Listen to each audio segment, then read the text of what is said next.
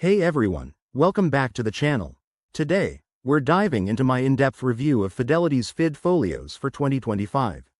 If you're considering this investment tool, you absolutely need to watch this first.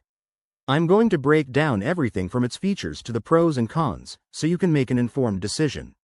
Let's jump right in. First off, what exactly is Fidelity FidFolios? It's an advanced portfolio management service from Fidelity Investments, designed to help you build and track customized investment portfolios. In 2025, it's packed with AI-driven recommendations and real-time analytics, making it easier than ever to diversify your assets. One of the biggest highlights is its user-friendly interface.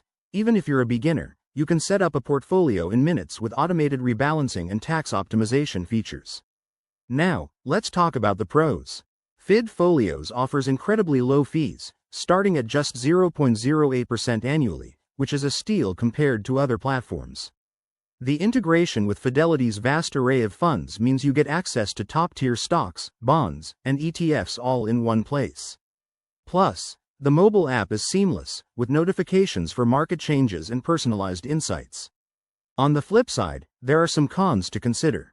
It's heavily focused on Fidelity's own products, so if you're loyal to other brokers, you might find it limiting.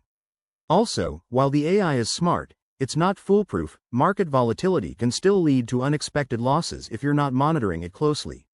And let's not forget, there's a minimum investment requirement of $5,000, which could be a barrier for new investors. Overall, is FidFolios worth it? For serious investors looking for a hands-off approach in 2025, I'd say yes. It's a powerful tool that could boost your returns. But if you're just starting out or prefer more flexibility, you might want to explore alternatives. Thanks for watching. If you found this helpful, hit that like button, subscribe for more reviews, and drop your questions in the comments below. Let's keep building that financial knowledge together.